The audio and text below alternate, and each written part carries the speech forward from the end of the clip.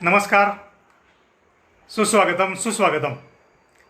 श्रावण व्याख्यानमाला अतिशय सुंदर असा उपक्रम महाडच्या संस्थेने आयोजित केलेला आहे आणि याच कार्यक्रमाच्या निमित्तानं माझे मित्र मंगेश जोशी यांनी मला या कार्यक्रमाचं निमंत्रण दिलं आणि आपल्या या निमंत्रणाचा स्वीकार करून मी आपल्या या व्याख्यानमालेमध्ये माझी कला, माझा कार्यक्रम सादर करण्यासाठी आपल्यासमोर उपस्थित झालेलो आहे. या कार्यक्रमाचा प्रारंभ करत असताना नक्कीच मला आनंद होत आहे. माझे मित्र मुख्याध्यापक श्री मंगेश जोशी ज्यांनी अतिशय सुंदर अशा पद्धतीनं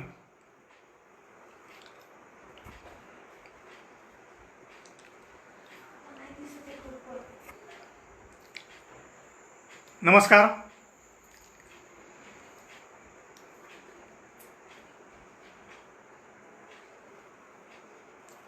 ॲड करायचं ॲडिंग.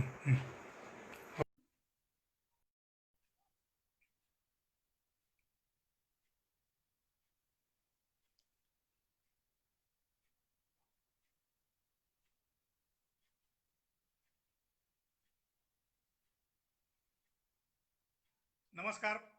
माझा आवाज आपल्यापर्यंत पोहोचतो आणि आपण आपल्या श्रावण व्याख्यानमालाच्या पेजवरती मला पाहता. हे मला लाईक कमेंट जर हा. नमस्कार, मंगेश जोशी बोला. नमस्कार सर. नमस्कार. बोला. काय नाही, तुमचं स्वागत आहे आमच्या श्रावण व्याख्यानमालेच्या व्याख्यानामध्ये. ही व्याख्यानमालेला सर यंदा 23वा वर्ष आहे आणि तुमचं पहिल्यांदा व्याख्यान आहे. कारण एवढ्या लांबून तुम्ही इकडे महाडला येणं शक्यच नाही, पण आज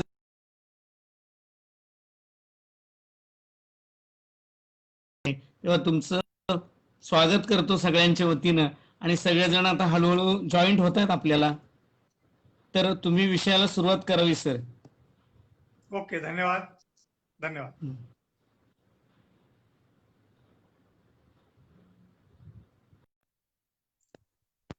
सुस्वागतम. श्रावण व्याख्यानमालेचा हा कार्यक्रम या ठिकाणी सुरू झालेला आहे. माझे मित्र मुख्याध्यापक संघातील माझे सहकारी मंगेश जोशी यांनी आपल्या संस्थेच्या वतीनं माझं स्वागत केलं, त्याबद्दल धन्यवाद. आज सकाळीच सुनील मुंडे यांच्याशी फोनवरती माझी चर्चा झाली आणि कार्यक्रमाचं स्वरूप आणि ऑनलाईन येण्यासंबंधीची जी काही नियोजन आहे ते नियोजन आम्ही पूर्ण केलं आणि ठीक 9:30 वाजता मी आपल्या भेटीला या ठिकाणी उपस्थित झालेलो आहे. खरं तर हा सगळा कालावधी या कोरोनाच्या संकटामुळं मानसिक ताणतणाव, सगळेजण घरी आहेत आणि घरी असल्यामुळं थोडासा मोकळा वेळ आहे आणि या मोकळ्या वेळेमध्ये निमित्त आहे या श्रावण व्याख्यानमालेचं. अनेक मान्यवरांची यापूर्वी देखील व्याख्यानं झालेली आहेत.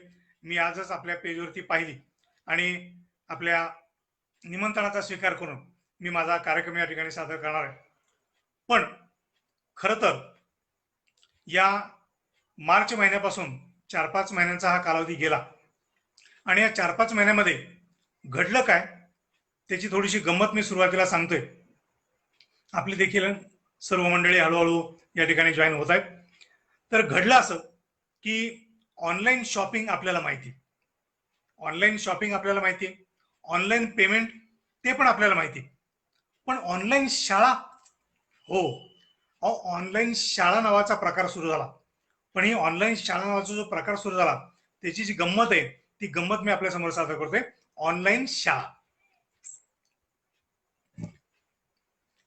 ना खडू ना बाई ना वर्गातला फळा, ना खडू ना बाई ना वर्गातला फळा, घरी बसून सुरू आहे ऑनलाईन शाळा. घरी बसून सुरू आहे ऑनलाईन शाळा. ना उठायची घाई ना सोबतीला ताई, ना उठायची घाई ना सोबतीला ताई, ना ऊन वारा पाऊस ना स्कूल बससाठी पळा, घरी बसून सुरू आहे ऑनलाईन शाळा. ना दप्तराचे ओझे ना खाऊचा डबा, ना दप्तराचे ओझे ना खाऊचा डबा, ना मधली सुट्टी ना मित्रांशी खेळा, घरी बसून सुरू आहे ऑनलाईन शाळा. ना शाळेची घंटा ना भांडण तंटा, ना शाळेची घंटा ना भांडण तंटा, ना गणवेश घाला ना शिस्त पाळा, घरी बसून सुरू आहे ऑनलाईन शाळा. व्हिडिओ बघूनच गृहपाठ करा, व्हिडिओ बघूनच गृहपाठ करा. ना शंकांचं निरसन, ना शिक्षकांचा लळा. घरी बसून सुरू आहे ऑनलाईन शाळा. मोबाईलवर तास, खायला मिळे घास. इकडे खाणं चालू, इकडे मोबाईलवरचा तास चालू. मोबाईलवर तास, खायला मिळे घास. लॉग इन करा आणि मस्त गादीवर लोळा. घरी बसून सुरू आहे ऑनलाईन शाळा. ही अशी ऑनलाईन शाळेची आता गंमत सगळीकडे चालू आहे. आपण देखील आपल्या मुलांच्या माध्यमातून ही बघत असा. पण हे लॉकडाऊन सुरू झालं ना, या लॉकडाऊन मध्ये अजून एक गंमत झाली हो. प्रत्येकाच्या कलागुणांना कुठेतरी वाव मिळायची संधी आली. आणि हे कलागुण जे आहेत ना, बाहेर चटपटीत खाऊन आम्ही पुरुष मंडळी घरच्या जेवणाची किंमत आम्हाला राहिली नव्हती. मग घरच्यांनी सांगितलं, इतकी वर्ष आम्ही तुम्हाला छान छान तयार करून खाऊ घालतोय, आता बघूयात तुम्ही जरा किचन मध्ये घुसा आणि तुमची कला दाखवा. असं बोलल्यानंतर इज्जतीचा सवाल आहे ना. म्हणून मग प्रत्येकाने आपापल्या पद्धतीनं किचन मध्ये आपली बुद्धी दाखवायचा विचार केला. आणि अशीच बुद्धी दाखवताना काय गंमत झाली सांगतो तुम्हाला. किचनची जबाबदारी घेतल्यावर पहिल्या दिवशी मोठ्या हौसेनं इडली सांबारचा बेत आखला. इडलीच्या मानानं सांबार जरा जास्त बनलं. आता ते फुकट तर जाऊ द्यायचं नाही ना, म्हणून ते फुकट जाऊ नये म्हणून रात्री मेदू वड्याचा बेत केला. त्यामुळं मेदू वड्याबरोबर सांबार तर संपलं, पण मेदू वड्याचं पीठ जरा जास्त शिल्लक राहिलं. मग पुढच्या दिवशी जेवणाला त्याचे दहीवडे करायचे ठरले. दहीवडे केले. दहीवडे संपले पण दही मात्र संपलं नाही. आता दही उरलं म्हणून मग त्याचं काय म्हणून दही बटाटा पुरीचा बेत आखला. दही बटाटा पुरी मधल्या पुऱ्या संपल्या, पण बटाटे जरा जास्त शिजवले होते आणि दही पण शिल्लक राहिलं. आणि त्याचा उपयोग करण्यासाठी आलू पराठा दही नावाची एक मस्त डिश बनवली. इथं आलू पराठे संपले, पुन्हा दही शिल्लक राहिलं. आता ते संपवण्यासाठी दही बुंदी शेव बनवली. दही संपलं, शेव संपली, पण बुंदी जरा जास्त शिल्लक राहिली. आता उरलेल्या बुंदीचं करायचं काय? मग टोमॅटो बुंदी कुरमुरा. हा टोमॅटो बुंदी कुरमुरा करा असं ठरलं. फरमाईश पूर्ण झाली. घरातली मंडळी सगळी हे सगळं खाऊन खाऊन खुश झाली. ते केल्यानंतर हे सगळं संपता टोमॅटो जरा जास्त शिल्लक राहिले. तर टोमॅटो शिल्लक राहिले म्हटल्यानंतर त्याचं सूप बनवायचं. टोमॅटो सूप बनवलं. त्याच्याबरोबर संपवण्यासाठी पुलाव बनवायचं ठरलं. पुलाव आणि सूप याच्या जोडीमध्ये पुलाव संपला, थोडा उरला, म्हणून पुलाव मध्ये घालण्यासाठी ग्रेव्ही बनवली आणि पुलावची बिर्याणी झाली. आता इथं ग्रेव्ही जरा जास्त झाली बरं का. मग त्याच्यासाठी दुसऱ्या दिवशी मिक्स व्हेजिटेबलचा बेत आखला. सुट्टीला पोळ्या पण ठेवल्या. त्यातल्या पोळ्या भरपूर शिल्लक राहिल्या म्हणून दुसऱ्या दिवशी दाल फ्राय बनवलं. पण दाल फ्राय बनवण्यासाठी जी डाळ होती ना, ती डाळ जरा जास्त शिल्लक राहिली. तर शिजलेली डाळ उरली ना की तिचं सांबार मस्त बनवता येतं, मला आठवलं. पण त्याच्यासाठी पुन्हा इडली करायला पाहिजे ना, म्हणून इडली सांबार करायचं असं माझ्या मनात आलं. पण लगेच मी तिथं सावध झालो. जिथून माझा हा प्रवास सुरू झाला होता तो इडली सांबार पासूनच सुरू झाला होता आणि पुन्हा तो मला रिपीट करायचा नव्हता. म्हणून उरलेलं सांबार घटा घटा घटा घटा पिऊन टाकलं. आणि ज्या मार्गावरून मी परत आलो त्या मार्गावरून जायचं नाही म्हणून इडली सांबारचा प्रवास सांबार पिऊन संपवला. असा हा त्रस्त आणि किचन मध्ये व्यस्त लॉकडाऊन मधला तुमच्यासारखाच एक मित्र. अहो, या लॉकडाऊननी काय काय केलं. लॉकडाऊनच्या परिसरामध्ये तुमच्या अवतीभोवती कार्यक्रम झाले असतील, माझ्या अवतीभोवती कार्यक्रम झाले. पण हे जे कार्यक्रम झाले ना, त्याची गंमत काय बघा. आशीर्वादाला नेते नाही आणि वरातीला पेते नाही. आशीर्वादाला नेते नाही आणि वरातीला पेते नाही. पाहुण्यांना फेटे नाही आणि दहाव्याला दुखवटे नाही. मैतीला 25, लग्नाला 50 नियम ठरलेला आहे. मैतीला 25, लग्नाला 50 भोंदूगिरीचा खेळ खल्लास. उपदेशाचे दार बंद, स्मशान झाले मशान शांततेचे बार. शहराच्या पोटात भीतीचे सुरुंग, शहराच्या पोटात भीतीचे सुरुंग, चकचकीत बंगले वाटायला लागले तुरुंग. प्रगतीची गाठ एवढी लूज, प्रगतीची गाठ एवढी लूज, एका वादळामध्ये उतरली सूज. नवसाला बोकड नाही, लग्नात रोकड नाही. नवसाला बोकड नाही, लग्नात रोकड नाही. जावयाचा रुसवा नाही आणि आहेर फसवा नाही. दिसेना झुंड, लुटालूट बंद, दिसेना झुंड, लुटालूट बंद. हवाई स्वप्नांचे पंख तुटले, झोपडी आणि महालाचे अंतर मिटले. आणि मग हे सगळं करता करता झालं काय? रजा मिळत नाही, रिझर्वेशन मिळत नाही, एक ना अनेक 50 कारण. या 50 कारणामुळं मुंबईला गेलेला पण गावाकडे कधी सणवाराला सुखदुःखाच्या कार्यक्रमाला न आलेला आता मात्र पुन्हा गावाकडे आला. घराकडे आले दुरावलेले थवे, घराकडे आले दुरावलेले थवे. व्याकुळ माईला अजून काय हवे?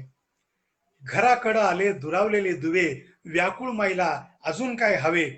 कळू लागले आता गावाचं मोल, कळू लागले आता गावाचं मोल. शेवटी आपली मातीच अनमोल, शेवटी आपली मातीच अनमोल.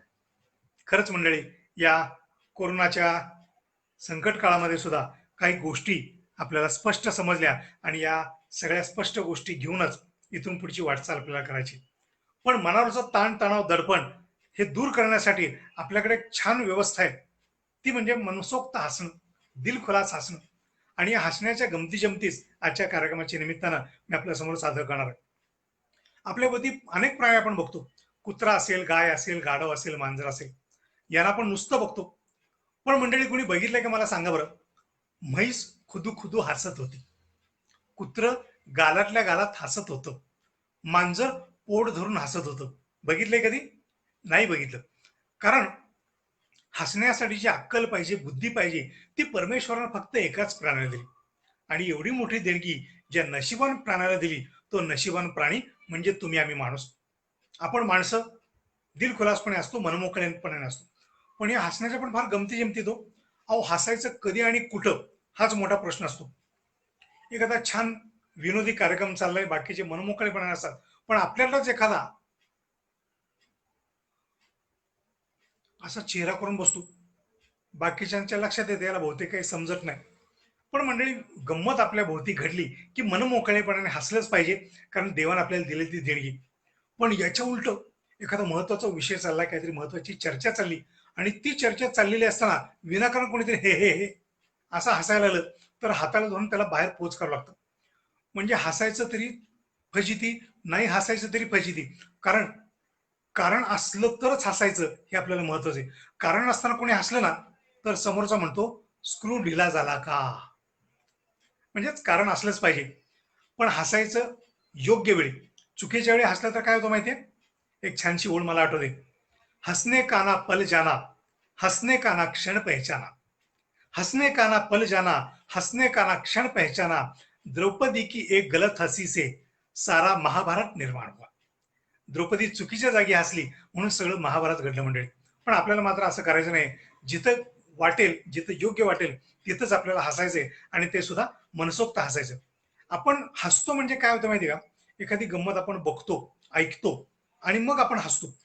हे सगळं घडत असताना आपल्या मेंदूमध्ये एंड्रोफिन नावाचे एक रसायन आहे, ते पाझरतं आणि त्याच्यामुळे आपल्या मनावरचे ताण तणाव दडपण सगळे दूर होतात. आता हसायचं तर ठरलं आपलं, पण हसण्यासाठी जागा पण पाहिजे ना. मग हसण्यासाठी जागा काय? तर विनोदी सिनेमा, विनोदी नाटक, विनोदी कथाकथनाच्या कॅसेट आणि अवतीभोवती आपल्या भोवती घडणारे सगळे प्रसंग, याच्यातून भरपूर मनोरंजन आपल्या भोवती खचाखच भरलेले आहे. पण आपण मात्र दिवसेंदिवस या वाढत्या ताणतणावामुळं या गमती जमतींकडे लक्षच देत नाही. खरंच बघा, सकाळी उठल्यापासून रात्री झोपेपर्यंत कुठं कुठं काय काय गंमत घडते. आजची सकाळचीच गोष्ट, नेहमीच्या पद्धतीनं आज श्रावणी सोमवार, सगळीकडे उत्सव सुरू आहे. मी पण आमच्या गावामधल्या मंदिरामध्ये गेलो, देवाचं दर्शन घेतलं. दर्शन घेऊन बाहेरच्या हॉलमध्ये आलो. बाहेरच्या हॉलमध्ये एक म्हातारी आजीबाई कोणाचा तरी धक्का लागून खाली पडली होती. मी आपल्या आजीबाईला मदत करायसाठी जवळ गेलो. आजीबाईच्या दंडाला धरलं, पाठीवर हात ठेवला, म्हटलं उठा उठा आजीबाई, उठा उठा. कसं तरी तोल सावरत आजीबाई उभी राहिली आणि आजीबाईला उभं राहण्यासाठी मी मदत केली, म्हणून आजीबाईने मला आशीर्वाद दिला. आजीबाईने काय आशीर्वाद दिला?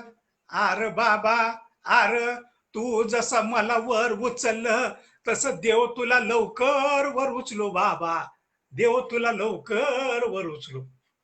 आता मी काही वर जावं असं आजीबाईला वाटत नव्हतं, पण सहज आजीबाई बोलून गेली आणि पटकन तुम्हाला आणि मला खुदकन हसू आलं. ही अशी गंमत आणि असे प्रसंग आपल्या अवतीभोवती नेहमी घडत असतात. अशीच एक आजीबाई पुन्हा मला चौकामध्ये सिग्नल पाशी भेटली. तर सिग्नलचा चौक, इकडून गाड्या येतात तिकडून गाड्या येतात, ट्रॅफिक पोलीस आपलं काम करतोय, सिग्नलच्या नियमानुसार लोक थांबतायत जातात. पण एका आजीबाईला रस्त्याच्या पलीकडे जायची थोडीशी घाई झाली होती. तिला सिग्नल विग्नल काहीच संबंधच नव्हता. ती आपली मध्ये जायची, एखादी गाडी आली की मागे यायची, मध्ये जायची, एखादी गाडी आली की मागे यायची. असं 4-5 वेळा झालं. शेवटी आजीबाईने ठरलं काय व्हायचं ते होऊ दे, रस्ता ओलांडायचा. म्हणून अशीच आजीबाई रस्त्यातनं वेडी वाकडी निघाली. कोपऱ्यातल्या पोलिसांनी बघितलं की अशी हृदयातनं गाडीतनं आजीबाई मध्येच निघाली. एखाद्या गाडीचा धक्का लागला, प्रॉब्लेम वाढेल, डोक्याला त्रास होईल, म्हणून आजीबाईला सावध करण्यासाठी त्या पोलिसांनी जोरात शिट्टी वाजवली. शिट्टी ऐकल्याबरोबर आजीबाई दचकली आणि तरातरा पुढे चालायला लागली. पोलिसाला वेगळा संशय आला. आजीबाई होती का लुगडं नेसून दुसरंच कोणतरी आलं होतं. आपल्या एरियामध्ये काही प्रॉब्लेम नको म्हणून पोलीस संशय आला म्हणून त्या म्हातारीच्या पाठीमागे निघाला. आजीबाई पुढे पोलीस मागं, आजीबाई पुढे पोलीस मागं करता करता आजीबाई तिच्या घरापाशी जाऊन पोहोचली. पोलीस शिट्टी वाजवत धापा टाकत त्या घरापाशी गेला आणि आजीबाईला जोरात आवाज, ए म्हातारे इकडे, किती वेळ झाला शिट्टी वाजवतोय, किती वेळ झाला शिट्टी वाजवतोय. शिट्टी वाजवून अजून तोंड दुखा लागलं, तोंडाला फेस आला. मला सांग, तू शिट्टी ऐकल्यावर का थांबली नाही? तू शिट्टी ऐकल्यावर का थांबली नाही? पोलीस एवढं वैतागून विचारतोय. आजीबाईंनी शांतपणे उत्तर दिलं, अरे बाबा, अरे जवान होते तेव्हा लोक शिट्ट्या वाजून वाजून दमले तरी पण थांबले नाही, आणि आता तुझी शिट्टी ऐकून थांबायचं माझं वय हाय का र? जेवढ्या जोरात पळत गेला होता त्याच्या डबल रिव्हर्स मागे निघून आला. आजीबाईच्या डोक्यात कुठली शिट्टी आणि पोलिसाच्या डोक्यात कुठली शिट्टी. अशी गंमत जिथं जाईल तिथं आपल्याला बघायला मिळत असते. अनेक रसिक या ठिकाणी पाहताना दिसतात मला. आपल्या लाईक्स आणि कमेंट पण माझ्यापर्यंत पोहोचतात, परंतु हा कार्यक्रम तुमच्यापर्यंत पोहोचतो हे मला समजण्यासाठी, कारण माझ्या स्क्रीनवरती जर तुमच्या लाईक आणि कमेंटची मुवमेंट दिसली तर माझा कार्यक्रम तुमच्यापर्यंत व्यवस्थित पोहोचतोय, तुम्ही पाहतात हे मला समजेल. तसंच आपल्याला खालच्या बाजूला एक शेअरचं बटन आहे, आपण हा कार्यक्रम शेअर देखील करू शकता. म्हणजे हा कार्यक्रम आपल्या मित्रांना, लांबच्या मित्रांना, सर्वांना पोहोचेल अशी आपल्या सर्वांना या व्याख्यानमालेच्या आयोजकांच्या वतीनं आणि माझ्या वतीनं नम्र विनंती आहे. आपले अधूनमधून लाईक आणि कमेंट्स चालू ठेवा, म्हणजे स्क्रीनवरती मुवमेंट दिसली की आपण सर्वजण माझा कार्यक्रम पाहतायत हे मला देखील कळेल. तर अशा गमती जमती सगळीकडे घडत असतात.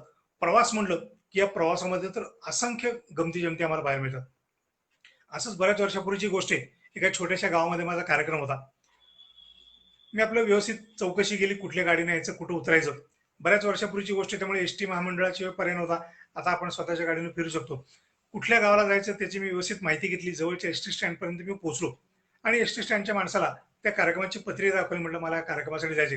ते म्हणजे साहेब त्या गावाला काही जास्त गाड्या जात नाहीत. आत्ता सकाळी 10ची गाडी गेली आणि दुपारी 1 शिवाय तुम्हाला आता काही गाडी नाही, आणि जर अर्जंट असेल तर स्टँडच्या समोर तुम्हाला काय जीप वगैरे मिळते का, वडा टमटम काय मिळते बघा. तर मला तर एवढा वेळ थांबणं काही शक्य नव्हतं, म्हणून मी स्टँडच्या बाहेरच्या बाजूला आलो. बऱ्याचशा जीप गाड्या थांबलेल्या होत्या. मी त्या जीप गाडीवाल्याला माझं निमंत्रण पत्रिका दाखवली.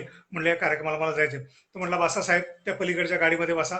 पहिल्यांदा फर्स्ट क्लास का सेकंड क्लास का थर्ड क्लास तेवढं सांगा, त्याचे पैसे द्या आणि गाडीमध्ये बसा.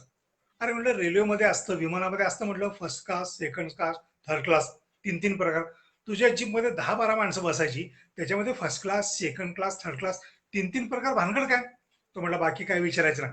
फर्स्ट क्लास 20 रुपये, सेकंड क्लास 10 रुपये, थर्ड क्लास 5 रुपये.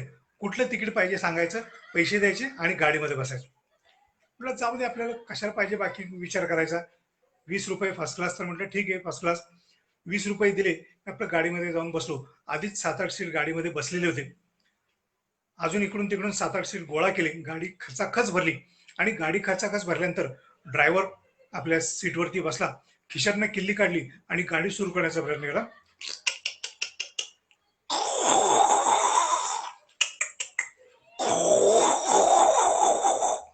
गाडी काही सुरू व्हायला तयार नाही.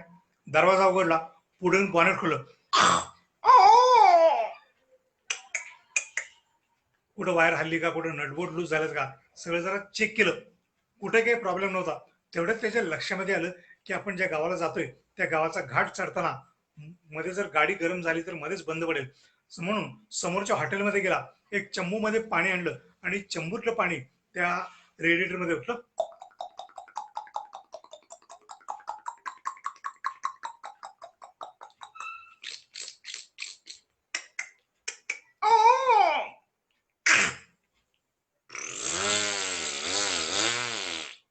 नशीब नशीब गाडीनं करंट दिला आणि सुसाट वेगानं आमची गाडी त्या गावाकडे निघाली. आमचा प्रवास सुरू झाला. त्या गावाला जाताना जो घाट लागत होता त्या घाटाचा चढ चढायला गाडीने सुरुवात केली.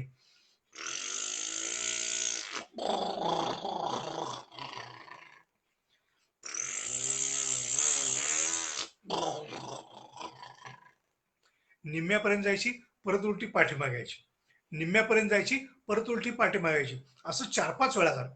आणि 4-5 वेळा झाल्यानंतर मात्र ड्रायव्हरने आवाज दिला, हे बघा, गाडीतले सगळेजण इकडे लक्ष द्या. मी काय म्हणतो ते नीट ऐका. फर्स्ट क्लास वाले, 20 रुपये तिकीट वाले गाडीमध्येच बसा. सेकंड क्लास, 10 रुपये तिकीट वाले चढावर जाऊन थांबा. आणि थर्ड क्लास, 5 रुपये तिकीटवाले गाडी खाली उतरा आणि गाडी ढकलायला सुरुवात करा. तिथे गेल्यानंतर आम्हाला तिकिटाचा हिशोब समजा, फर्स्ट क्लास काय, सेकंड क्लास काय, थर्ड क्लास काय, जेणे तिने आपापल्या तिकिटाप्रमाणे कामं केली. फर्स्ट क्लासवाले आम्ही गाडीमध्ये बसून होतो. सेकंड क्लासवाले चालत चालत त्या टेकडापर्यंत, माथ्यापर्यंत जाऊन थांबले. थर्ड क्लासवाल्यांचे हाल काय विचारायचे. इकडे घाम पुसतात, गाडी धक्का मारतात, घाम पुसतात, धक्का मारतात. कशी तरी ढकलत ढकलत ढकलत गाडी त्या चढापर्यंत, माथ्यापर्यंत गेली. पुन्हा सगळी मंडळी आम्ही एकत्र झालो आणि पुन्हा आमचा प्रवास सुरू झाला. कसं बसं त्या गावामध्ये आमची गाडी पोहोचली. चला म्हटलं, आलोय आता जागेवरती. घड्याळात बघितलं तर अजून कार्यक्रमातला बराचसा वेळ होता. म्हटलं एवढा प्रवास झाला, एक मस्तपैकी जरा चहा वगैरे प्यावा आणि मग कार्यक्रमाच्या ठिकाणी जावं. छोटंसं गाव, तिथंच त्या बस स्टॉपच्या पाठीमागच्या बाजूला एक छोटंसं हॉटेल मला दिसलं. गेलो. बऱ्याच वर्षापूर्वीची गोष्ट आहे, मग आजच्यासारखं बाटली बंद पाणी, बिसलरी काही प्रकार त्यावेळी नव्हता. पण जिथं जे पाणी मिळेल ते थोडंसं काळजीपूर्वक प्यायचं. म्हणून त्या हॉटेलमध्ये काम करणाऱ्या मुलाला मी बोललो, ए बाळीकडे, एका ग्लासमध्ये स्वच्छ व्यवस्थित पाणी घेऊन ये. जर पाणी खराब असलं तर आवाजाला त्रास होतो, बोलता येत नाही. एका ग्लासमध्ये स्वच्छ पाणी आण. त्याला 3-3 वेळा व्यवस्थित सांगितलं, एका ग्लासमध्ये स्वच्छ पाणी आण. पण त्यानं आपली खानदानी पद्धत सोडली नाही. त्याची खानदानी पद्धत कुठली आपल्याला माहिती आहे. 4 ग्लासमध्ये 4 बोटं बुडवली, पाण्यानं गच्च भरलेले ग्लास हेंदकाळत त्याने टेबलवरती आणून टेकवले. मी वैतागलो. म्हटलं, इकडे तुला काय सांगितलं होतं, एका ग्लासमध्ये स्वच्छ पाणी आण. सांगितलं होतं का नाही, सांगितलं होतं ना. कसली घाण बोटं बुडवली, कसली घाण बोटं बुडवली, घाण बोटं बुडवली म्हणून मी त्याच्यावर चिडतोय. तो उलट मला म्हणाला, हो साहेब, मी नुसती बोटच बुडवली, मी, मला पाणी देणारा आज टाकीत उतरून पाणी देतोय, आज जाऊन बघा. आणि म्हटलं, का टाकीवाल्याच्या पायाचं तीर्थ प्यायचं का इथं बसून, उचल पाणी, अजिबात नको उचल पाणी. उचलायला सांगितलं. म्हटलं एक मस्तपैकी गरमागरम चहा घेऊन ये. चहाची ऑर्डर दिली. एक 5 मिनिटात त्यांनी चहाची कप बशी टेबलवरती आणून टेकवली. कपातला चहा गार करण्यासाठी मी बशीमध्ये ओतला आणि तेवढ्यात माझं लक्ष चहाकडे गेलं आणि एकदम किळस आली. एकदम किळस आली कारण त्या चहामध्ये एक माशी पडली होती. एकदम वैतागलो, चिडलो. अरे म्हटलं, काम करता का झोपा करता रे, मगाशी पाण्याचा असा गोंधळ केला, आता चहाचा असा गोंधळ. हे बघ, चहात माशी पडली, दिसली का, दिसली का, बघ बघ माशी पडली बघ. चहातली माशी त्याला मी तावातावाने दाखवत होतो. त्यांनी चहातली माशी बघितली. म्हटलं, साहेब गंमतच झाली राव साहेब. म्हटलं, चहात माशी पडली, मला कसं कसं होते, तुला गंमत काय वाटते रे. म्हणा, नाही साहेब, तोच विचार करतोय मी. एवढ्या माशा काढल्या, एवढ्या माशा काढल्या, तरी पण एक राहिलीच कशी काय. काही इच्छा राहील का मंडळी चहा प्यायची. तसाच चहा तिथं सोडला आणि कार्यक्रमाच्या ठिकाणी जाऊन पोहोचलो. ही तर झाली छोट्या गावातली फजिती. अशीच एक वेगळी फजिती माझी पुण्यामध्ये झाली होती. पुण्यामध्ये आमचा ऑर्केस्ट्राचा कार्यक्रम होता. मी प्रवास करून थोडंसं लांबून जात असल्यामुळं लवकर पोहोचायची माझी सवय, त्यामुळे मी लवकर पोहोचलो. कार्यक्रमासाठी तयार झालो. प्रवासाचे कपडे घडी करून बॅगमध्ये ठेवले, कार्यक्रमाचा कोट टाय वगैरे घालून फ्रेश झालो, तयार झालो.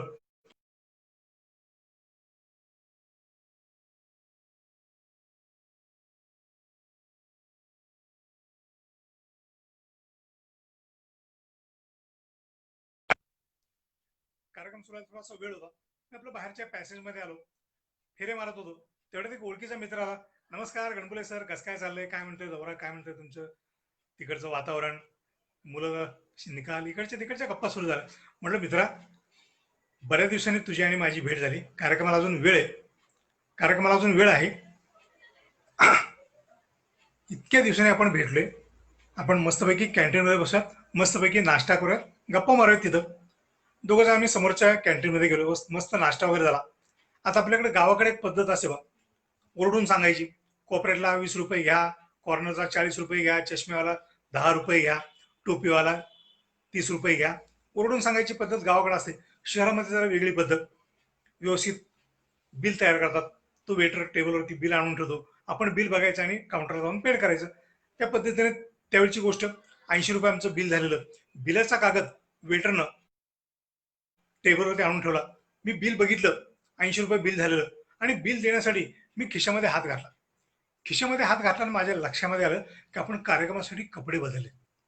ज्या कपड्यामध्ये पैशाचं पाकिट होतं ते कपडे घडी करून मी बॅगमध्ये ठेवले होते, आणि बॅग राहिली कार्यक्रमाच्या खोलीवरती.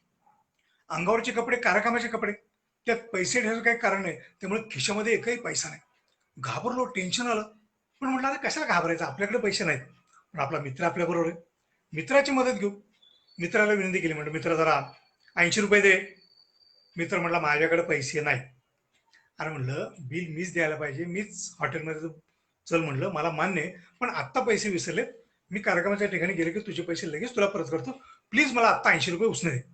तुम्हाला माझा ड्रेस बघितला का, टी शर्ट आणि बरमोडा घातलाय, याला खिसाच नाहीये, त्यामुळे पैसे ठेवायचा विषयच नाहीये. तेवढं त्यांनी वेटरला, वेटर इकडे. म्हटलं बरं झालं, काहीतरी ओळख काढतोय, काहीतरी इथनं बाहेर पडायचा मार्ग काढतोय. वेटर आला, हा बोला बोला साहेब, 2 लस्सी घेऊन ये, लस्सी मस्त मलाई टाकून लस्सी. अरे म्हटलं मूर्ख आहे का तू, झाले ते बिल द्यायला माझ्याकडे पैसे नाहीत, तुझ्याकडे उसने पैसे मागतो, तू उसने पैसे द्यायला नाही आणि अजून बिल वाढवतं कशाला. तो म्हणला मुकाट्यानं खायचं. अरे म्हणलं मुकाट्यानं खायचं काय झालं, ते बिल द्यायला पैसे, तू बिल वाढवतो कशाला. तो म्हणला हे बघ, आपल्याकडे तर पैसे नाहीत. म्हणलं मी तुला ते सांगतो ना. तो म्हणला पुढचं आई, आपल्याकडे तर पैसे नाही. आता विचार कर, आता विचार कर, 80 रुपये बुडवले, आपल्याला तेवढाच मार खायचाय. 80 रुपये बुडले तेवढाच मार खायचाय. 150 रुपये बुडले तेवढाच मार खायचाय. मग खाताना हाय गाय कशाला करायची, पोटभर खायचं. म्हटलं म्हटलं बाबा, नाश्ता पण पोटभर तूच कर, मार पण पोटभर तूच खा म्हणता आलं असतं, पण म्हटलं तसं काही करणं बरोबर दिसत नाही, म्हणून काउंटरपाशी गेलो. म्हटलं असाच थोडासा घोटाळा झालाय. म्हणले अहो गणपती साहेब कशाला विचार करता, बिंदास्त जावा, कार्यक्रम संपला तर पैसे आणून द्या. कसं तरी ओळखीमुळे तिथनं सुटलो आणि कार्यक्रमात जाऊन पोहोचलो. या अनेक गमती जमती तुमच्या आणि माझ्या रोजच्या जीवनामध्ये घडत असतात, पण याच्याकडे आपलं लक्षच जात नाही. कारण मनोरंजन म्हणलं की आपल्या डोळ्यासमोर येतं तो जुन्या काळचा सिनेमा आणि आजचा टीव्ही. खरंच याने आपलं खूप मनोरंजन केले, आणि त्या मनोरंजनाच्या गमती जमती मी नक्कीच तुम्हाला सांगणार आहे. पण या निमित्तानं खरंच या श्रावण व्याख्यानमाला महाडचं मी मनपूर्वक अभिनंदन करतो की या निमित्तानं आपल्या सर्व रसिक प्रेक्षकांची आणि माझी व्याख्यानमालेच्या निमित्तानं आपल्या भेट झाली. तर ही मनोरंजनाची गंमत सांगत असताना रोजच्या जीवनातल्या पुन्हा गमती जमती, त्याच्यातली जे गंमत तुम्हाला मला आठवते. आपण माणसं एकमेकाशी बोलतो कारण देवाने आपल्याला भाषा दिली, शब्द दिले, पण या बोलण्यामध्ये पण गंमत आहे. रेल्वे स्टेशनला आपण जातो, तिथं निवेदन ऐकायला मिळतं बघा, किती छान बोलतात बरं. कृपया इकडे लक्ष असू द्या, कृपया इकडे लक्ष असू द्या, प्लॅटफॉर्म क्रमांक 2 वरील गाडी मुंबईहून सोलापूरकडे जाणारी सुपरफास्ट एक्सप्रेस गाडी आहे. स्पष्ट बोलतात, एक एक शब्द त्यांनी बोलत राहावा आणि आपण ऐकत राहावं असं वाटतं. रेल्वे स्टेशनला त्याच्या पलीकडे असतं आपलं एसटी स्टँड, तिथं पण बोलतात. पण काय बोलतात ते आधी सांगतो, ऐकायला कसं येतं ते नंतर सांगतो. समजा आपण दादरच्या स्टँडला आहोत आणि तिथं सूचना आहे. सूचना काय, MH129714, MH129714 दादर रत्नागिरी गाडी लागलेली. पण आपल्याला असं ऐकायला नाही मिळत. आपल्याला ऐकायला कसं मिळतं, MH1297 दादा, MH1297 दादा, दादर रत्नागिरी लागलेले आहे. अहो त्यांचं त्यांना तरी समजतं की नाही प्रश्न पडतो. आपल्याला समजणं विषय लांब राहिला, कारण सगळी बोलण्याची गंमत आहे. आपण माणसं एकमेकाशी बोलतो, पण जनावर त्यांना आपण म्हणतो मुकी बिचारी जनावर. आता खरं तर मुका कोण माहितीये का? ज्याच्या तोंडातून आवाजच निघत नाही ना, तो मुका. पण जनावर बोलतात ना हो, त्यांच्या त्यांच्या भाषेमध्ये बोलतात, आपल्याला समजत नाही. बरोबर ना? पण असंच एकदा एका चौकामध्ये एक छोटं कुत्रं आणि मोठं कुत्रं दोघांचं बोलणं मी ऐकलं. बोलणं काय होतं, मोठ्या कुत्र्यानं कुठेतरी भाकरीचा तुकडा आणला होता. छोटं कुत्रं त्याच्यासमोर आलं. म्हटलं 4 दिवस झाले, भूक लागली, दे थोडंसं खायला दे. ते मोठं कुत्रं दादागिरी करतं. ए चल सरक सरक, नाही मिळालं सरक. बारका म्हणायचं दे रे, भूक लागली, खायला दे. आता असे डायलॉग तुम्ही तर ऐकले नाही, पण मी त्यांचा आवाज ऐकला आणि त्यांच्या आवाजातनं त्यांचे डायलॉग काय होते ते ओळखले. बघूयात त्यांचे डायलॉग. मोठं कुत्रं म्हणतं सरक बाजूला, भाकरी मिळायची नाही. आणि बारका म्हणतं दे रे, भूक लागली, खायला दे. ते त्यांच्या आवाजामध्ये.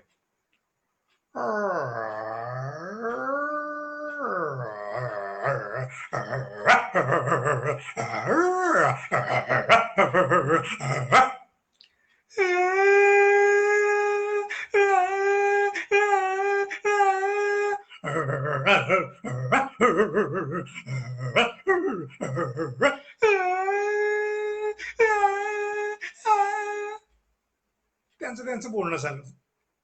त्यांचं बोलणं ऐकायला मी जरा कोपऱ्यात थांबलो होतो. दोन्ही कुत्र्यांचं लक्ष माझ्याकडे गेलं आणि त्यांचं बोलणं मी ऐकतोय हे त्यांच्या लक्षात आलं. अहो, भाकरीचा तुकडा तिथंच सोडला आणि दोन्ही कुत्री माझ्या पाशी आली आणि माझ्या अंगावर भुंका सुरुवात केली.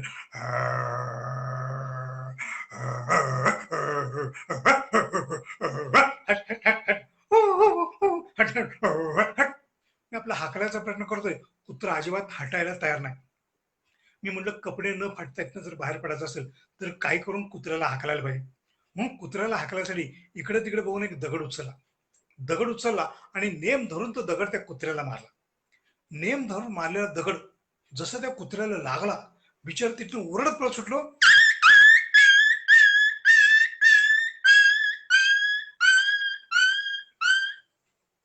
गेलं लांब निघून.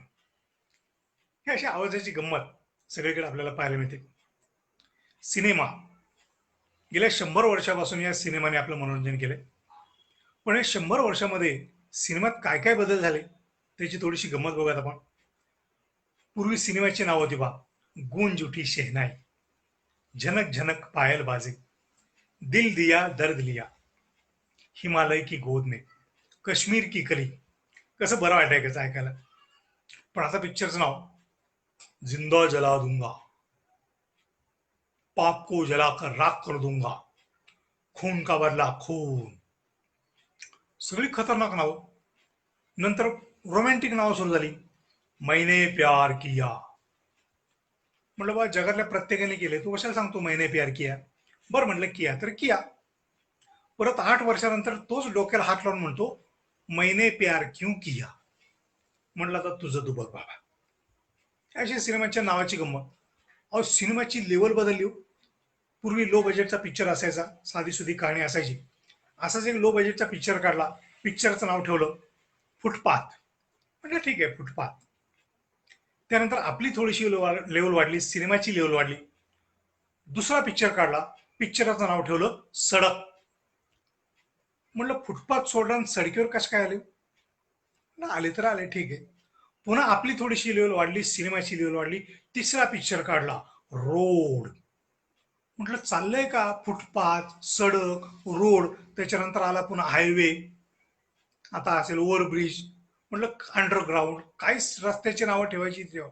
माझा पण एक खास पिक्चर टोल नाका काढ पैसे. ही अशी सिनेमाची नाव. अहो, कधी कधी तर ना स्टोरी आणि नाव याचा काही संबंध नसतो.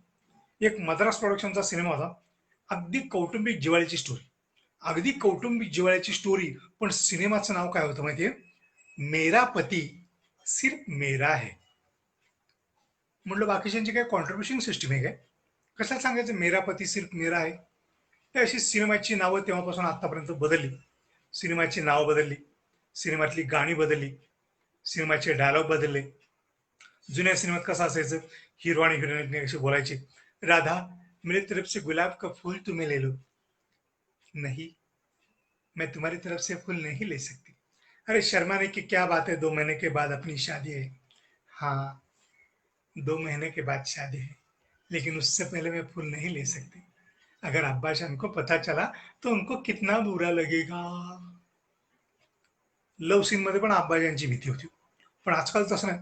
आजकाल हिरो आपल्या हातामध्ये गुलाबाचं फुल घेऊन उभा, समोरनं हिरोईन येते, जशी हिरोईन दिसते या हिरोईनला जाम पकडतो, गुलाबाचं फुल कुठं गायब होतं तपास लागत नाही. आणि मग जसे सिनेमाचे डायलॉग बदलले ना तसे तुमचे आमचे पण डायलॉग बदलले. मी जेव्हा शाळेत जात होतो ना, मला कोणी बोलवलं, ए बाळीकडे नाव सांग तुझं नाव. माझं नाव महेंद्र मधुकर गणपुले, घर नंबर 1240, नारायणपेठ, पुणे 30. काय गल्ली बोर्ड नाव सोसायटी अपार्टमेंटात नाव सांगून आपण मोकळं व्हायचं आपल्या वेळी. आता नाही तसं. आता बघा एखादा क्लास सुटला, ग्रुप चाललेला असेल, त्यातल्या एखाद्याला बोला, ए बाळीकडे, हा तूच नाव सांग तुझं नाव सांग. तुला काय करायचंय, तुला काय करायचंय, नाही जेवला का तू खायला देतो का. सगळे ऍडव्हान्स डायलॉग तयार. सिनेमाचे डायलॉग बदलले, सिनेमाची नावं बदलली, सिनेमाची गाणी बदलली. पूर्वी सी.एच. आत्मा, पंकज मलिकचा जमाना होता, शास्त्रीय संगीतावरती गाणी चालायची. आणि त्यावेळची गाणी कशी होती माहिती का, जो गाना बन जाए, जो गाना बन जाए. आता विचार करा, असं एखादं गाणं आपल्या घरामध्ये टीव्ही चॅनलला सुरू झालं, काय होईल, जो गाना बना, डायरेक्ट स्विच ऑफच करतील, आवाज ओळखला नाही, आवाज कधी माहितच नाही. ही गाणी बदलली. नंतर सी.एच. आत्मा, पंकज मलिकच्या जमान्याच्या पुढं तो खर्चाटला आवाज लोकांना आवडायला लागला. आणि मग ती गाणी सुरू झाली, प्रीतम आन मिलो, प्रीतम आन मिलो, घूरी आंखें ढूंढ रही है, आ मिलो, प्रीतम आन मिलो. आता हीच परंपरा नंतर सैगल साहेबांनी चालू ठेवली, जब दिल ही टूट गया, जब दिल ही टूट गया, हम जी के क्या करेंगे, हम जी के क्या करेंगे, जब दिल ही टूट गया, जब दिल ही टूट गया. हे सगळे दर्द भरे गीत. सुरुवातीला स्टोरी तशीच असायची, आणि मग दर्द भरे गीतों के शहनशाह म्हणलं की मुकेशचं नाव आपल्या समोर येतं. पण मुकेशची अनेक गाणी जरी दर्दभरी असली ना, तरी काही गाणी मात्र अशी रोमॅन्टिक आहेत की अजूनही प्रत्येक गेट टुगेदर आणि गॅदरिंगला हे गाणं म्हटलंच जातं. कुठलं, चांद सी महबूबा हो मेरी, कब ऐसा मैंने सोचा था, हाँ तुम बिल्कुल वैसी हो जैसा मैंने सोचा था, हाँ तुम बिल्कुल वैसी हो जैसा मैंने सोचा था. मुकेश, किशोर आणि रफी यांनी असंख्य गाणी गायली. एक वेगळा आवाज मध्येच आपल्याला ऐकायला मिळाला, हेमंत कुमारचा, ये रात ये चांदनी फिर कहाँ, सुन जा दिल की दास्तां, सुन जा दिल की दास्तां. किशोर कुमार, त्यांची पण सुरुवात दर्दभरे गीत पासूनच, कभी टूट गया कभी तोड़ा गया, 100 बार मुझे फिर जोड़ा गया, कभी इस पग में कभी उस पग में बंधता ही रहा हूं मैं. पण काही वर्षानंतर जमाना बदलला, किशोर कुमारची दुसरी इनिंग सुरू झाली. मैं हो झुम झुम झुम झुम झुमरू घुमू पकड़ बन के घुमरू, मैं ये प्यार का गीत सुनाता चला, मंजिल पे मेरी नजर, मैं दुनिया से बेखबर, बीती बातों पे धूल उड़ाता चला. पण जाता जाता गायक किशोर कुमार आणि संगीतकार बप्पी लहरींची गाठ पडली. आणि मग बप्पी लहरीच्या संगीतामध्ये किशोर कुमारजींची तिसरी इनिंग सुरू झाली. कुठली, चूहा भागा दौड़ के भागा, बिल्ली बोली चाय पे बुलाया है, आइसक्रीम खाओगी, इडली डोसा, आ आ उ आ उ ए आ आ उ आ उ ए कुकुर कुकुर, बुबुर बुबुर, झिंगी चिका फुस. आता काही गाण्याला अर्थ नाही, शब्दाला अर्थ नाही, चालीला अर्थ नाही. मध्यंतरी असंच एका वरातीमध्ये मी गाणं ऐकलं होतं, डीजेवरती वाजवत होतं, झिलेले झिलेले आयो आयो झिलेले, मस्ती में आयो आयो झिलेले. म्हटली चाल कुठंतरी ऐकली आणि चाल कुठं ऐकली ते आठवता आठवता मला त्या बाजारातल्या बायकांची आठवण झाली हो.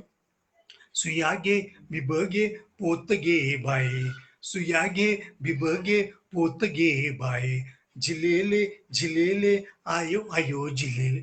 हा, भिकाऱ्याच्या चाली कमी पडल्या. भिकाऱ्याच्या चालीमध्ये पिक्चरची गाणी सुरू झाली हो. मग भिकारी म्हणजे आपण एक्सचेंज ऑफर करूया.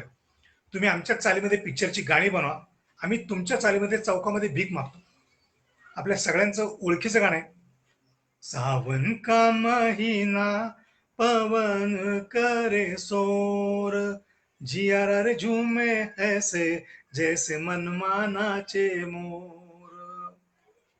चौकामध्ये भिकारी भीक मागत होता, आशीर्वाद लागल मुला भोले कराला, एक न दोन पैसा दादा द्या हो धर्माला. ही एक्सचेंज ऑफर. असली गाणी मंडळी आणि या गाण्यांची गंमत. खरं तर गाणं म्हणजे कवीची कल्पना आहे. या कवीच्या कल्पनेला संगीतकार संगीत देतो, गायक आपला आवाज देतो आणि अभिनेता अभिनेत्री पडद्यावरती ते साकार करतात. पण आजकाल गाणं ऐकतच नाहीत कोणी. कारण ऐकलं ना तर प्रश्न पडायला पाहिजेत, पण प्रश्न पडतच नाहीत कोणाला. कसे प्रश्न पडायला पाहिजेत बघा. पूर्वीच्या गाण्यामध्ये कवीची कल्पना असायची, ओ फूलों की रानी बहारों की मलिका, तेरा मुस्कुराना गजब हो गया है, तेरे होठ क्या है गुलाबी कवल है. किती छान कल्पना आहे. पण आजकालचा कवी काय गाणं लिहितो, शब्दाकडे लक्ष द्या. पर्वतों से आज मैं टकरा गया, पर्वतों से आज मैं टकरा गया. पर्वत कुठं, तुझं डोकं कुठं, टक्कर झाली कशी काय, मला दाखव पहिल्यांदा. बरं म्हटलं झाली असेल टक्कर. पुढं काय, पर्वतों से आज मैं टकरा गया, तुमने दी आवाज लो मैं आ गया. म्हणलं टक्कर झाली, पट्टी बांध, मलम लाव, शेकून घे, मग जा ना बाबा पुढं. निघाला तुमने दी आवाज लो मैं आ गया. अशी गाण्यांची गंमत. काही जण तर फार हुशार हो. गाणं लिहायचं म्हटलं ना की 4 गावाची नावं घेतली की गाणं तयार. ते म्हणतात असं कसं काय, बघा गंमत. 4 गावाच्या नावाचं गाणं. बंबई से गई पूना, पूना से गई दिल्ली, दिल्ली से गई पटना, फिर भी न मिला सजना. बंबई से गई पूना, पूना से गई दिल्ली, दिल्ली से गई पटना. म्हटलं जरा नकाशा नीट बघ. बंबई से गई पुना, पुना से गई दिल्ली, दिल्ली से गई पटना. काय फुकटचा पास मिळाला काय उलट सुलट हिंडायला? पण हिंडायचंय कुठं, नावं घ्यायला काय बिघडलं. नावं घेतली, गाणं तयार झालं. अजून एक असंच गाणं, चाहे बंबई दिल्ली ढूंढू आगरा, चाहे बंबई दिल्ली ढूंढू आगरा, नहीं मिलेगा ऐसा घागरा, नहीं मिलेगा ऐसा घागरा. एसटी स्टँडच्या समोर 2,000 रुपयाला मिळतोय. कशाला बंबई दिल्ली आग्रा हिंडायची गरज आहे. पण घ्यायचंय कुठं, नाव घ्यायला काय बिघडलं. घेतली नावं, गाणं तयार, संपला विषय. अशी गाण्यांची गंमत हो. जरा ऐकत जावं गाणी, काय काय गमतीत गाणं. बघा, एक आंख मारू तो पर्दा हट जाए, दूजी आंख मारू जमाना हट जाए. एक आंख मारू तो पर्दा हट जाए, दूजी आंख मारू जमाना हट जाए. दोनों आंखें मारू. म्हटलं पडशील ना भाऊ, दोनों आंख मारू काय.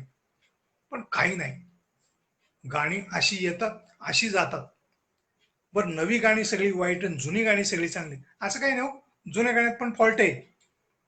सांगतो ना काय फॉल्ट आहे. एक फेमस गाणं आहे बा, तुमच्या आमच्या आवडीचं गाणं आहे, मध्यंतरी सिरियल पण गाजली होती.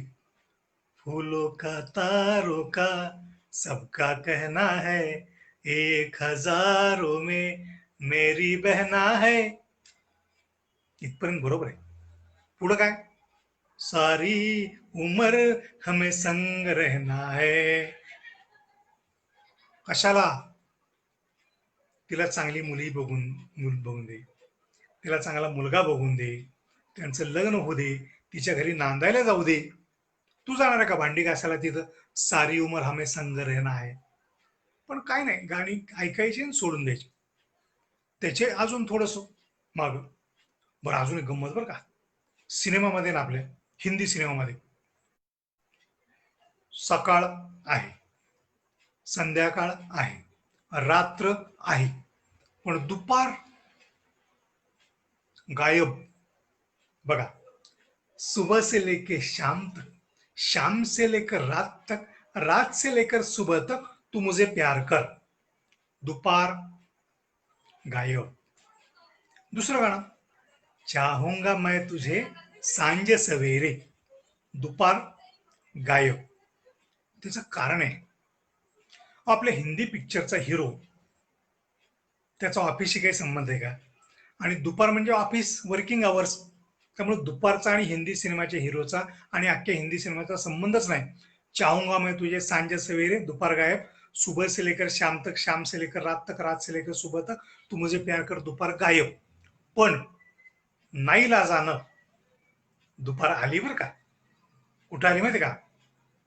एका ठिकाणी आली, दो दीवाने शहर में रात यादों पर में आबुदाना ढूंढते हैं एक आशियाना ढूंढते हैं दो दीवाने शहर में.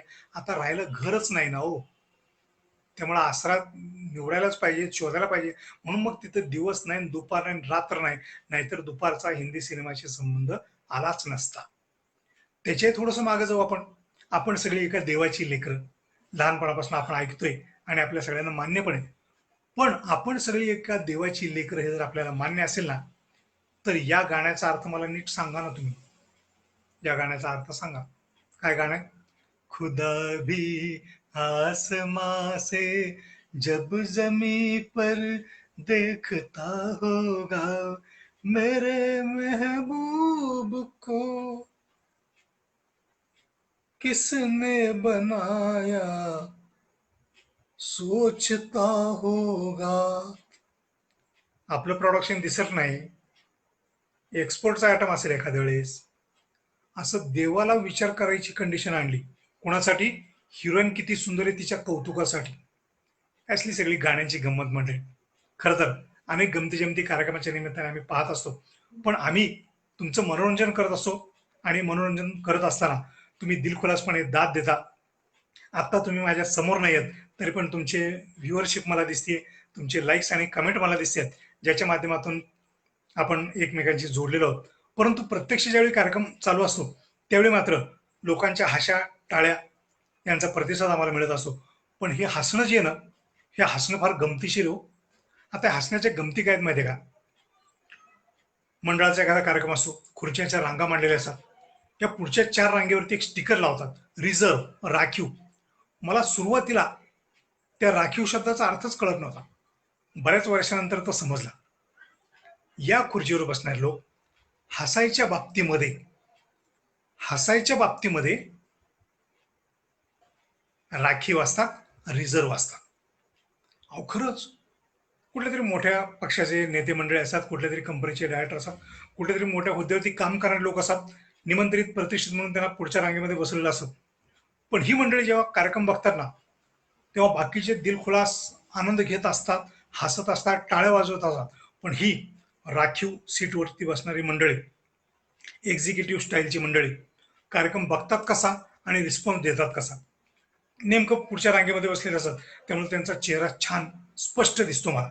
बघा, एक्झिक्युटिव्ह स्टाईलची मंडळी कार्यक्रम बघतात कसा आणि रिस्पॉन्स देतात कसा.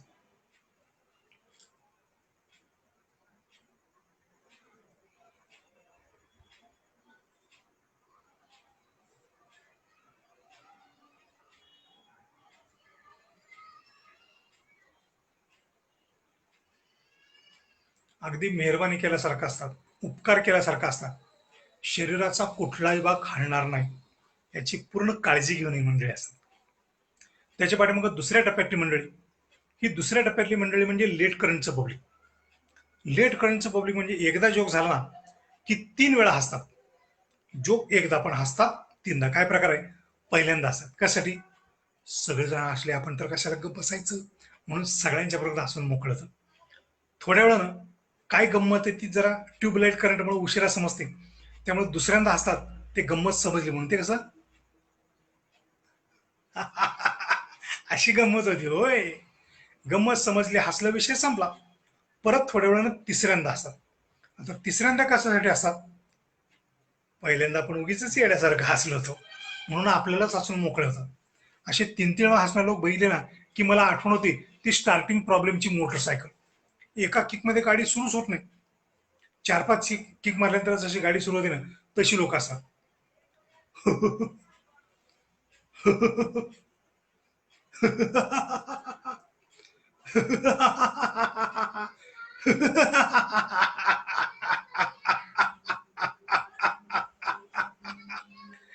गेली गाडी निघूनची. त्याच्या पाठीमागे तिसऱ्या टप्प्यातली मंडळी, ही तिसऱ्या टप्प्यातली मंडळी म्हणजे माझं आवडतं पब्लिक. हे लोक मनमोकळेपणाने असतात, दिलखुलासपणे असतात, बिंदास्तपणे असतात. पण याच्यातली काही जण इतकी मनमोकळेपणाने असतात, इतकी मनमोकळेपणाने असतात की ती हसतायत का रडतायत त्याचाच तपास लागत. पण हसायची स्टाईल मात्र एक नंबर. जोक झाला रे झाला, जोक झाला झाला.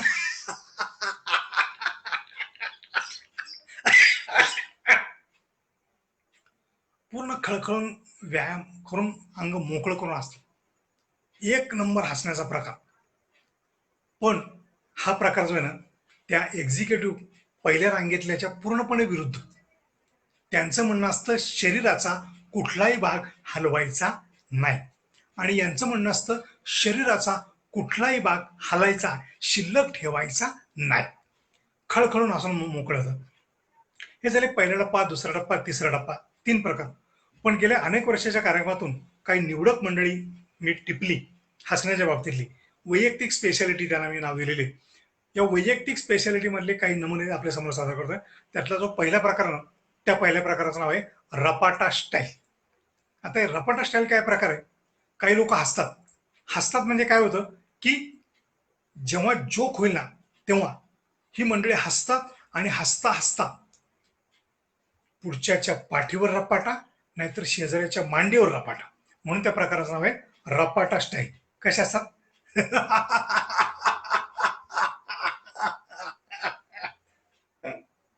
रपा, पुढच्याच्या पाठीत रपाटा, नाहीतर शेजाऱ्याच्या मांडीवर रपाटा, म्हणून त्या प्रकाराचं नाव रपाटा स्टाईल. हसण्याचा दुसरा प्रकार, या दुसऱ्या प्रकाराला मी नाव दिले पंक्चर स्टाईल. आता पंक्चर स्टाईल प्रकार काय? तर महिला मंडळाचे अनेक कार्यक्रम मी केले. महिला मंडळाच्या कार्यक्रमाच्या वेळी सुरुवातीला पटकन कोणी हसतच नाही.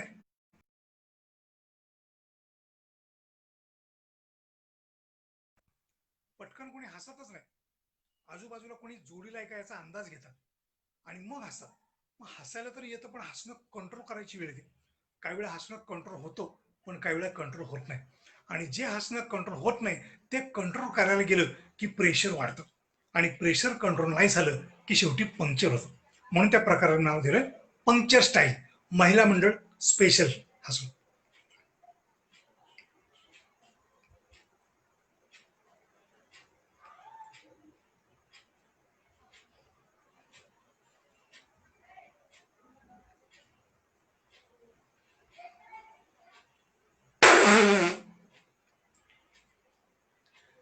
ही पंक्चर स्टाईल.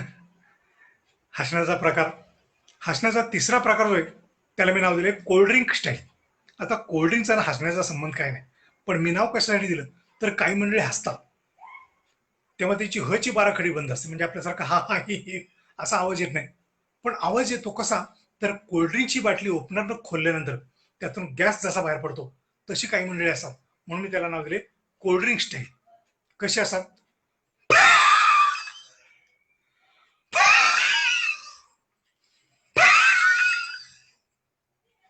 ही कोल्ड्रिंक स्टाईल. पण या हसण्याच्या प्रकारामध्ये आपण मूडमध्ये असतो, शेजाऱ्याचा हाताचा कोपऱ्याचा धक्का लागतो, आपण कोणी काही तेवढं विचार करत नाही, मन मोकळेपणे हसतो, एन्जॉय करतो. पण शेवटचा प्रकार जरा त्रासदायक आहे. त्या शेवटच्या प्रकाराचं नाव आहे स्प्रे मशीन स्टाईल. अहो काय करतात मंडळी, जोक झाला रे झाला, जोक झाला रे झाला, ही स्प्रे मशीन स्टाईल मंडळी. आजूबाजूच्या अंगावरती फवारा मारून रंगपंचमी करून मोकळे होतात. पण अशी रंगपंचमी जर कोणी केली ना, तर आजूबाजूचे त्याच्या थोबाडाची रंगपंचमी केल्याशिवाय सोडत नाही. पण प्रकार कुठला असला तरी हसणं महत्वाचं. आणि हसण्याच्या गमती जमती आजच्या कार्यक्रमाच्या निमित्ताने या श्रावण व्याख्यानमाला माडच्या या उपक्रमाच्या निमित्ताने मी आपल्यासमोर सादर केला. शेवटचा एक खास कार्यक्रम यानंतर मी आपल्यासमोर सादर करणार आहे. पण त्याच कार्यक्रमामध्ये आपल्या सर्वांची भेट ज्यांच्या माध्यमातून घडली ते माझे मित्र मंगेश जोशी, आमचे मुख्याध्यापक संघातील सहकारी, आणि त्याचप्रमाणे सुनील मुंडेजी यांनी अतिशय छान अशा प्रकारचं नियोजन केलं आणि आपली आणि माझी भेट घडवली. त्याबद्दल आपल्या सर्वांच्या वतीने या दोघांचे देखील मनपूर्वक आभार मानतो. एके ठिकाणी शाळेच्या स्नेहसंमेलनाचा बक्षीस वितरणाचा कार्यक्रम होता आणि गावातल्या लोकांना समजलं की आपल्या या कार्यक्रमाच्या निमित्तानं एका ठिकाणी हरिभक्तपरायण बाबा महाराज सातारकर आले. मंडळाच्या लोकांनी विचार केला की महाराज अनायसी गावामध्ये आले तर या बक्षीस वाटपासाठी आपण त्यांना पाहुणा म्हणून बोलवू. गावातल्या प्रतिष्ठित मंडळींनी विनंती केली, महाराजांनी देखील तयारी दाखवली आणि महाराजांना प्रमुख पाहुणे म्हणून बोलवलं आणि कार्यक्रम सुरू झाला. प्रमुख पाहुणे म्हणून ज्या कार्यक्रमाला बोलवलं तो कार्यक्रम होता 1ली ते 4थीच्या शाळेचा बक्षीस वितरण समारंभ. आणि मग जे काही बक्षीस वाटप अमुक तमुक तमुक व्हायचे ते झालं, सत्कार झाले आणि सांगितले की यानंतर बाबा महाराज सातारकर आपल्या विद्यार्थ्यांना मार्गदर्शन करतील. आता विचार करा, 1ली ते 4थीची मुलं समोर बसली, त्यांना बाबा महाराज सातारकर काय मार्गदर्शन करतील? मी कल्पना केली काय मार्गदर्शन करतील.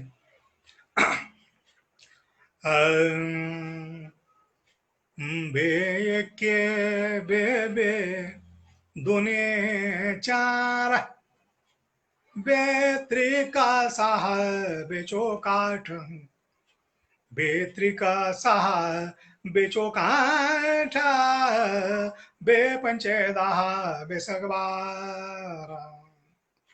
पाढा नाही का? कितीचा पाढा आहे? 2चा पाढा आहे. लिहितो आपण अक्षरामध्ये 2, पण अक्षरामध्ये 2 लिहिताना अक्षर किती कधी मोजली का? अक्षर पण 2च आहेत नाही का? मोठी गंमत आहे. अक्षर 2 आहेत पण शब्द मात्र 1 आहे. काय कळलं? अक्षर 2 पण शब्द 1 म्हणजे 1 आहे पण 2 आहे. काय म्हणतो मी? 1 आहे पण 2 आहे.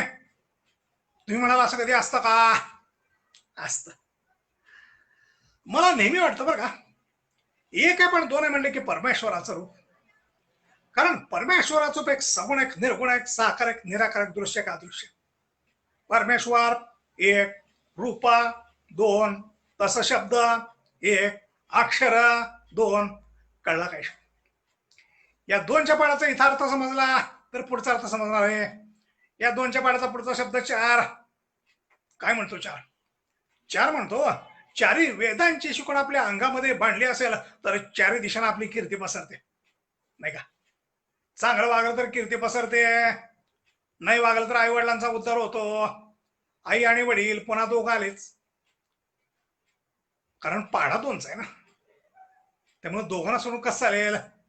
4ही वेद, 6 शास्त्र, 8 दिशा, 18 पुराण, निम्मा बेचा पाडा इथंच आहे नाही का?